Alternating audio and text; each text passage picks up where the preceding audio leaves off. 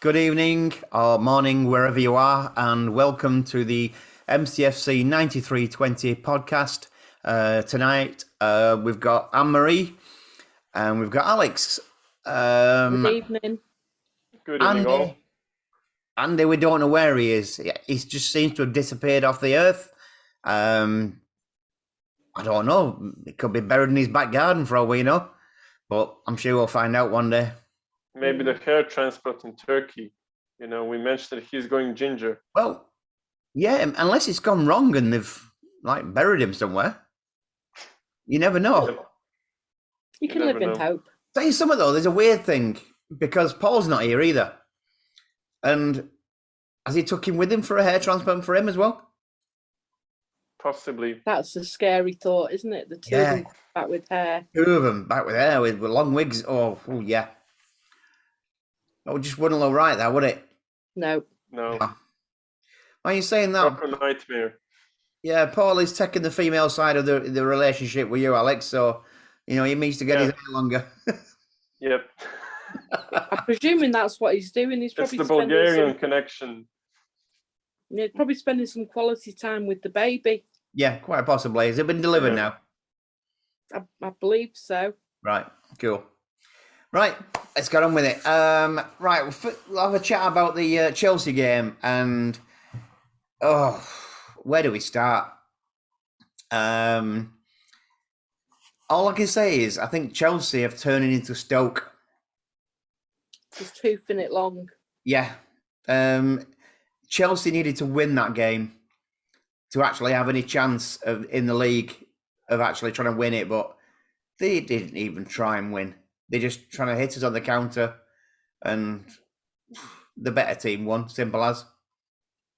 Definitely, yeah. And we weren't even in our best form, if I'm honest. No, definitely not. We've not been in our best form for weeks, but we're just finding a way of winning, which that's the sign of champions, isn't it? Of course it is. Yeah, that's what we're doing now.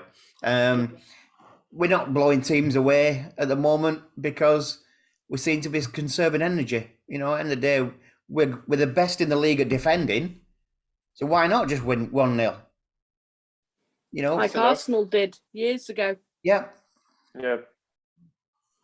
So, Anne-Marie, your thoughts on the game against Chelsea? I thought we had it under control all the way through. I didn't feel threatened by Chelsea at all. Delighted Kev got his goal. It was a great goal. As always, I think Bernardo covered every single blade of grass. And for me, if Pep hasn't learned now that we've got to play Rodri, I think I give up because he just covered everything on Saturday. Yeah, I thought he had a great game. And what was interesting was they all go on about how great Kante is, yet he didn't do anything amazing other than try and cripple Kev every time he had the ball. Yeah. Little bit disappointed in Chelsea fans. They only seem to have one song. And how embarrassing is it to turn up with a load of silver balloons? Kids would have made a better attempt. But on the whole, I think, the signs are very promising for us. And we've got 3 games coming up now where, we've got, I think, Southampton, Norwich, and I can't remember if the third one might be Burnley. If we don't get 9 points there, I'll be very disappointed. Yeah. Alex, your thoughts? I thought that we were, I know now in Andy's absence, I have to use his favorite phrase. We were bang average. I thought up until we scored the goal, I thought most of the game, our passing wasn't great. I thought our finishing wasn't really there. But like Anne-Marie said, we weren't really threatened by Chelsea. I mean, and they were just way below our standard. And once we scored the goal, I think we completely just showed that we were a miles better team. And I thought we could have scored more. So a very important win against the so-called title rivals, which obviously they're not.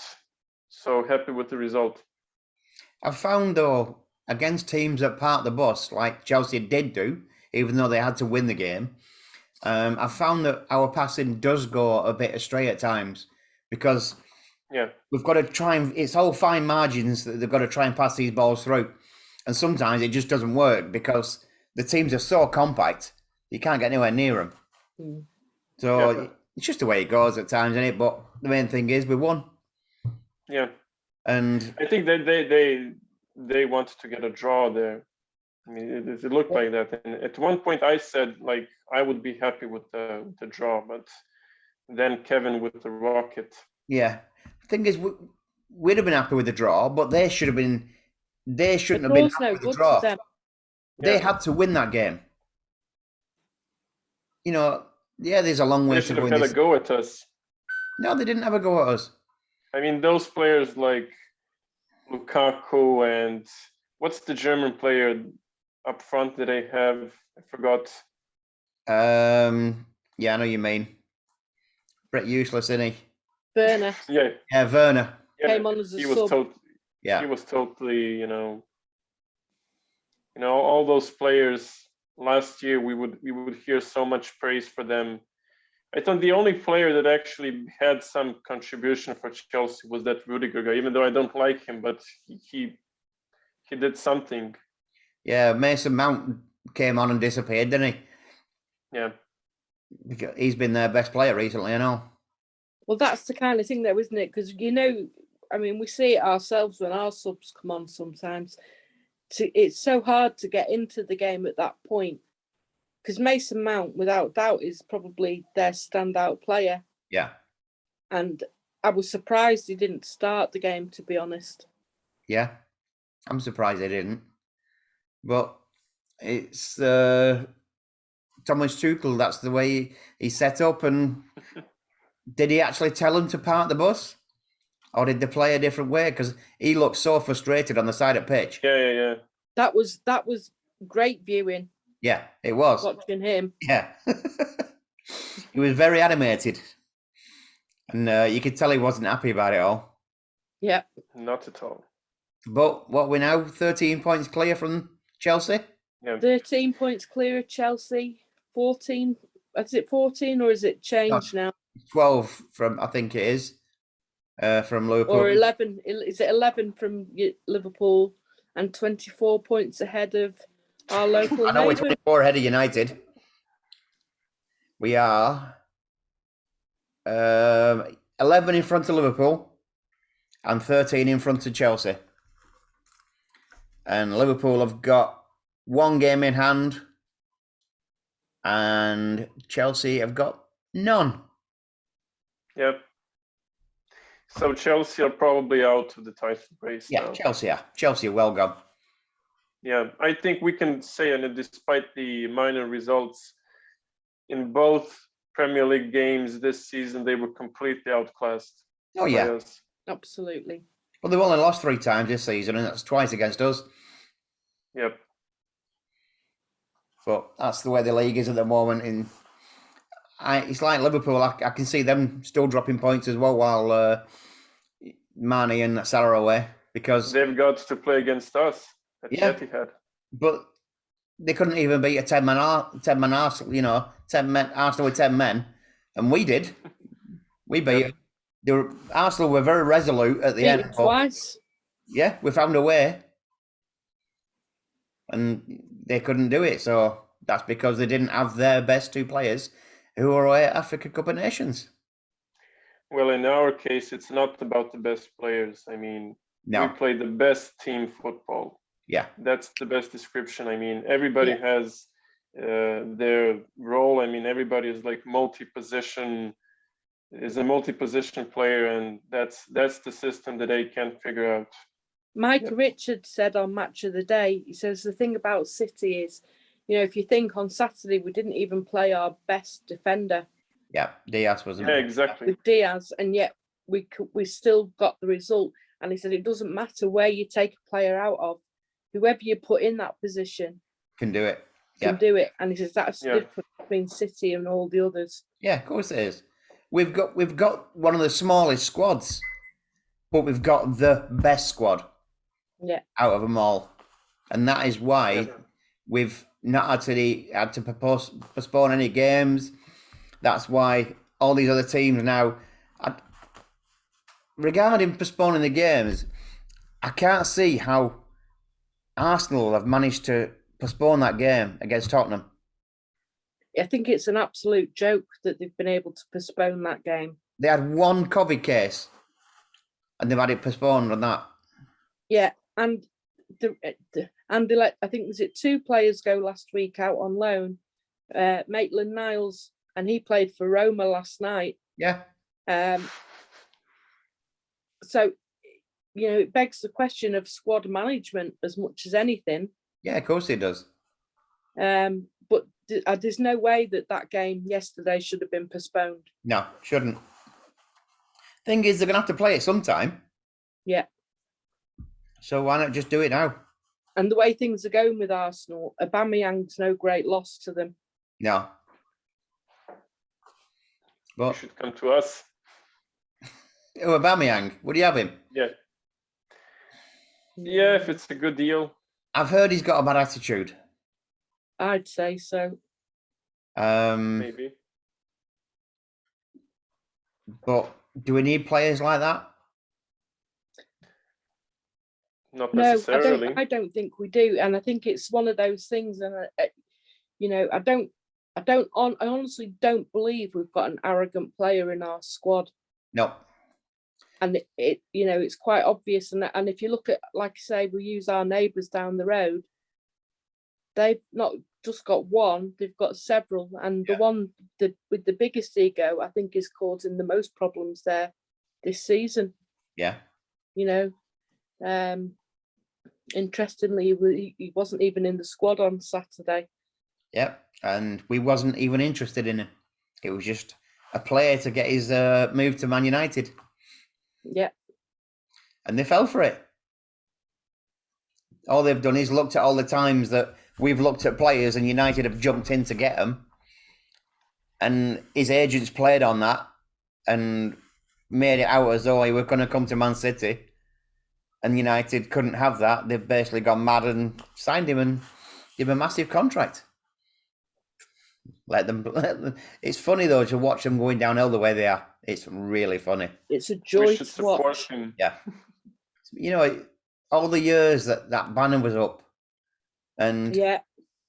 it's been knocked down now, and we're just going up and up and up, and they're just going down and down and down. Well, I don't understand people. Sorry, Anne-Marie. No, I was going to say, it was just like what I heard today. What have Prince Andrew and United got in common? Yeah, everything's gone downhill since Fergie left. Fergie left, yeah. Thing is, Fergie left because he knew what was happening. He could see it. Yeah. Oh, he knew exactly what he was doing when he retired.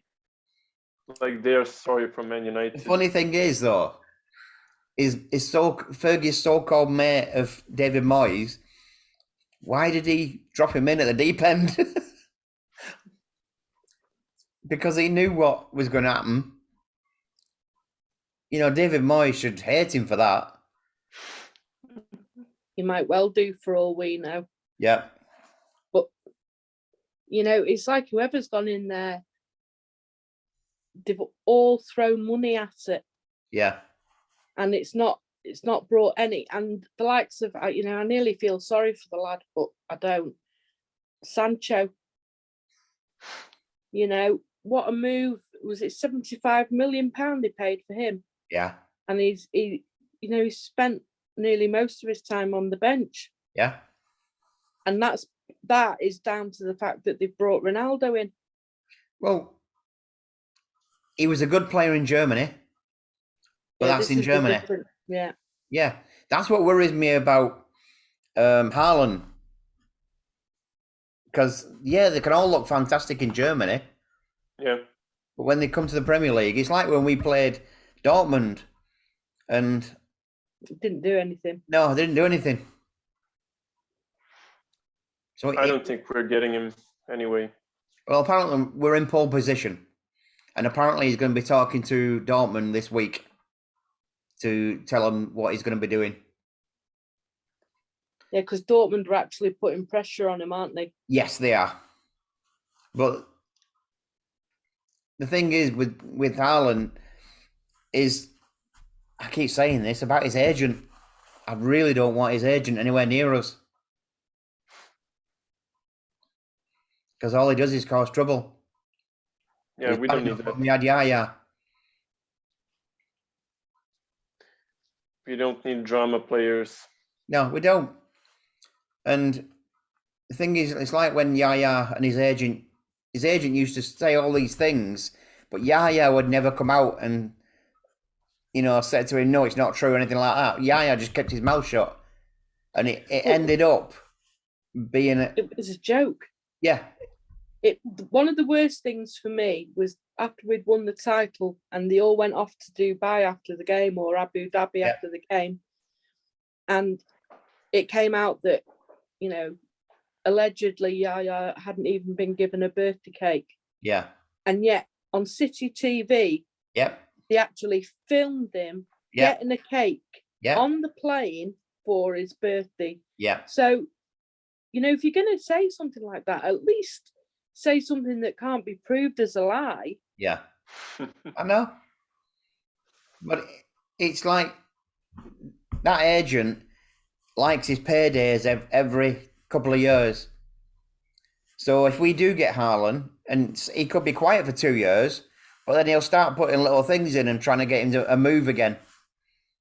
And it'll be something like a move to probably Real Madrid or to Barcelona. Yeah.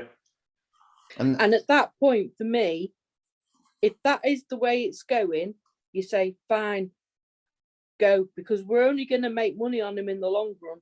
Yeah. Well, it's like with Torres, the way that's just happened. He said he wanted to go. Pep said, right, go. Anybody who says they don't want to play would rather play somewhere else. Yeah. Fine, pack your bags and do one. We don't want you. Definitely. Like Sane. Yeah. Sane's the same. Yeah. We don't need players like that. He's not exactly sent the Bundesliga light, has he? No, he hasn't. Anyway, enough of that lot. Right. Alex, you wanted to talk about something that, is quite close to your heart? We've been talking about hair. I mean, we are obviously missing the fashion consultant in Riz right now. But some of our players, and to be precise, my favorite player is into fashion, has been into fashion lately. Go on. Who's your favorite player? It's Phyllis Foden. So what's he done with his hair now then? Ruined it. Ruined it. He's done the same thing that he did for the World Cup when he said he was going to win it and get everybody else to do the same. Oh no. And interestingly enough, Laporte looks like he's had a few blonde highlights. Yeah, exactly. I think it must have been to same hairdresser. But the thing is, when last time Phil did this, it backfired on him. And was it Jorginho from Chelsea that had it done? Yeah. Because they won the World Cup? Yeah. Possibly. I mean, it's not like I bother myself with that stuff, but in this case, it's really noticeable, and I'm not a fan of it. No, it's... You never know, he might start rapping with Zinchenko. Oh, God help us. Never mind. Right, on to the next game. We've got Southampton away. Big game, if you ask me. They're not an easy team. No, they're they not. always give us a good game. Yeah, they always play some good football, don't they? Yeah. Ward Prowse is deadly with a free kick. Yeah, he is. We should win. Yeah. But anything can happen in football, can't it?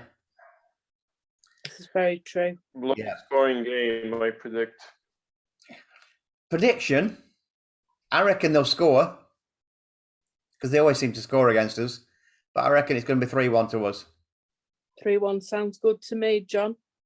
Alex? 2-1. 2-1. Yep. Sterling, last minute winner again. I'd take that. Yeah. Even though, if I'm honest, I'd rather see Jesus. Now, going on that game, I'd like to bring up Sterling actually, because in the game against Chelsea, I think he was one of our standout players. He certainly was. And I think it was to get Alonso booked so early on in the game. Yeah. Totally They got like 2 yellow cards the first half. Yeah. But he had the most touches in the opposition box. He would have got a penalty if he wasn't offside. Yeah. Because that was a penalty all day long. But obviously, why not? It's winding me up, that. Really winding me up. The way that these referees don't bring up the offside flag until something's actually happened. Yeah. You know, one of these, somebody's going to get really injured doing this. Yeah. And it'll be a snap leg or something like that. And nothing will happen to him because there's already offside. So he can't give a yellow card or a red card because they should have been stopped play. You know what I mean? Somebody's going to really get injured. Yeah. Because of this delay in the offside.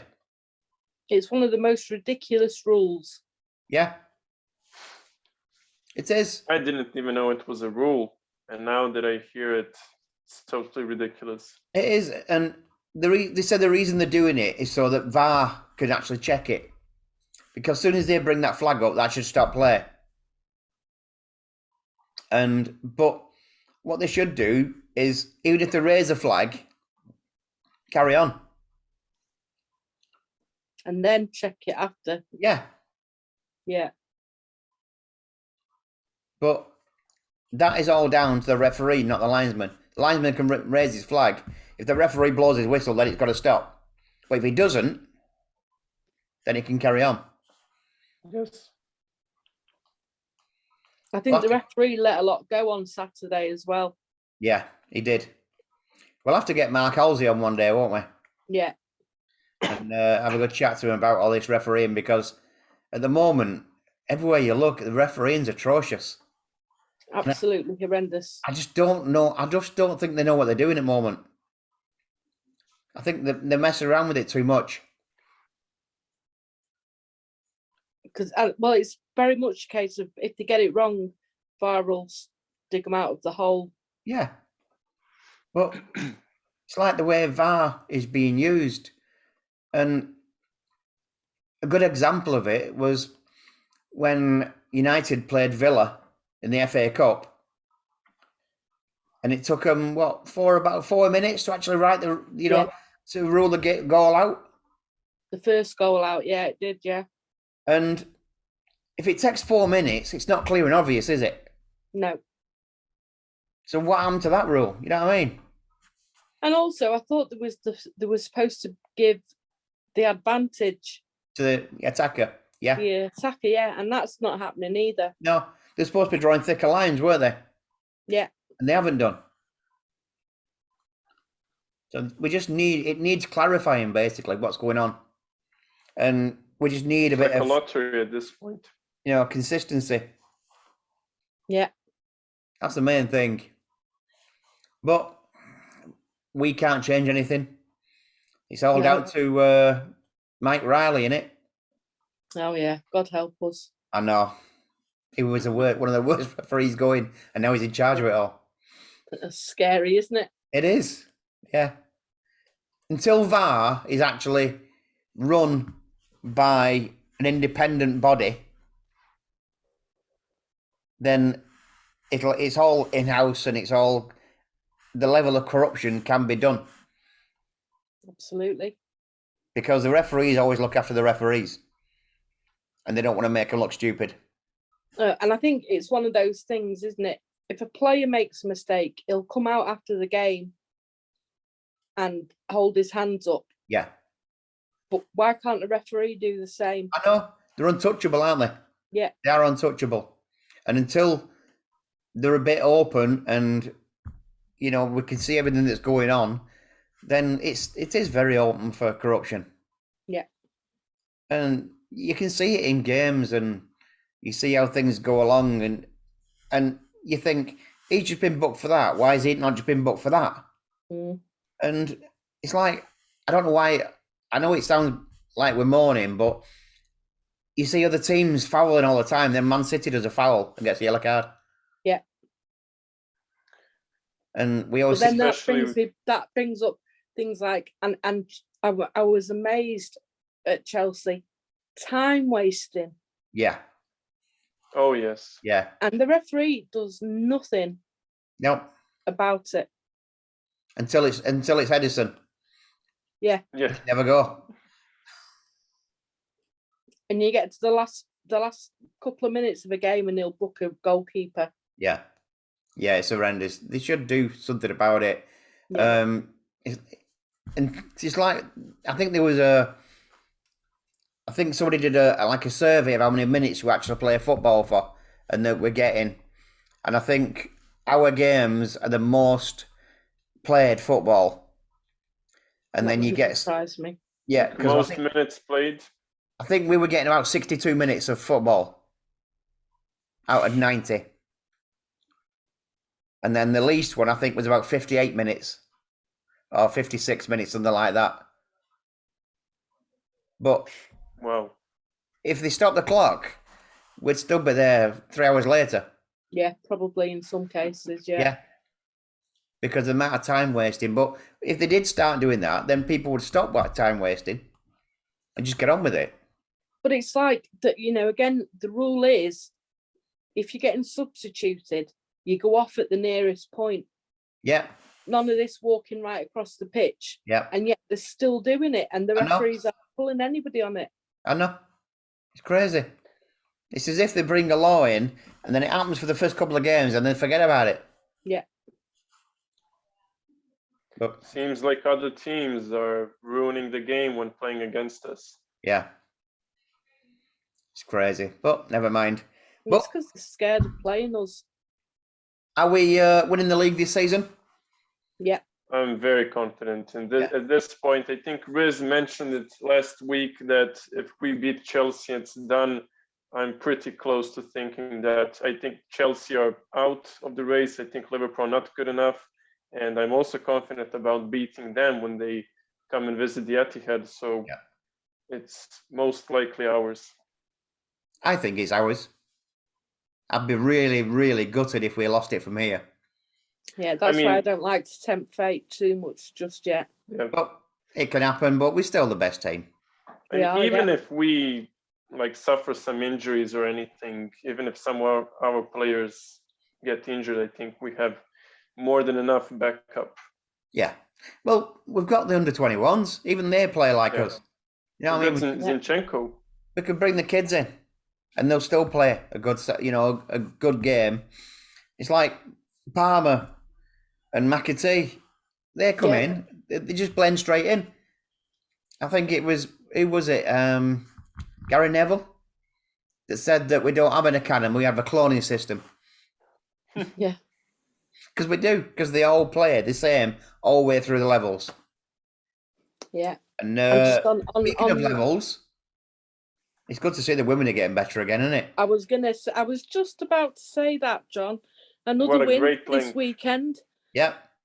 And it's good to see Steph and Lucy back because I think they seem to have made a huge difference defensively to us. Which shows that if you've not got the squad, then you can't compete. Yeah.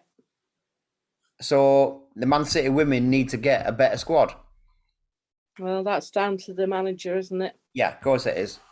But it shows how much they miss their best players. And, well, thankfully, Steph extended her contract this week as well. Yeah, she has this. Why would she leave? You know what I mean? Exactly. You're at the best football club in the world. Why would you want to leave? That's true. 8 years with us. It's not gloating or anything like that. It's not being blue-tinted glasses. It's not being biased. We are the best football club in the world. We're not the richest anymore. Run. We're not the richest anymore. No. But we are the best. Interesting to see the richest club in the world are buying Chris Woods from Burnley. I know. That's a bizarre move. That's their level, though, isn't it? Well, I can't see them staying up, I'm afraid. No, I can't either. And they've bought Trippier as well, haven't they? Yeah. Who didn't go for the money. No, definitely not. That's how we started off, but we brought in a bit of a better caliber of player, didn't we? Yeah, certainly did. But then again, who wants to go and play up in Newcastle? That's true. Are we still expecting them to go down? Yeah, I think they will. With the villain in the bank. Slowly creeping out of it. Yeah. That was, well, a surprising win against Everton. It was. And poor old Benitez has been shown the door. He has. But have you heard who they might be getting in? No. Rooney. Oh, dear God. Oh. Although, and I know you're going to laugh at me, having said that, what he's done with Derby, with their points deduction and everything, you know, they're 8 points. I think they're 8 points clear of the relegation zone, and that was with a something like a 12 or 18 point deduction, I think it was. Right. So he must be doing something right. That's different levels, though, isn't it? Yeah, of course it is. And would you ever have a manager that's a fan? We've done it before. That's what? He's an It worked at Villa. Say again. It worked at Villa. Yeah. But did it ever get him anywhere fantastic? It got them to a Carabao Cup final. Got them promoted. Yeah. Not bad. I don't think it'll work. I really don't think it'll work. Well, I don't think it'll work either. But, you know, let them wet the pants over it. Good luck to him. Exactly. If they beat Liverpool, fantastic. We should advocate for Cristiano Ronaldo to be appointed coach. Yeah. You know something? If it was left to him, I think he would be. Yeah. He wouldn't be a coach, he'd be a player manager. Yeah. Because he wouldn't stop playing. I love that. He'd play until he's 50. He'd be able to dictate everything. Yeah. And everything would have to go through him. Yeah. The atmosphere would be atrocious. But never mind. Anyway, on that note, I think we'll finish this one for today. Nice one. Good speaking to you both. And you too, John. We'll do it all Likewise. next week, and hopefully we might have some more people with us. And hopefully we might find out where Andy's disappeared to and where Paul's disappeared to. They will probably just send us a selfie and we'll know they're fine. Well, I don't know. The rumours of Andy's loving with the Scouser aren't good. No, they're not. Definitely not. Oh. No, he needs to stop that, doesn't he? Yeah. But never mind. Right. Thank you for that. Okay, take care, everybody. Cheers. Bye-bye. See you all. Bye-bye.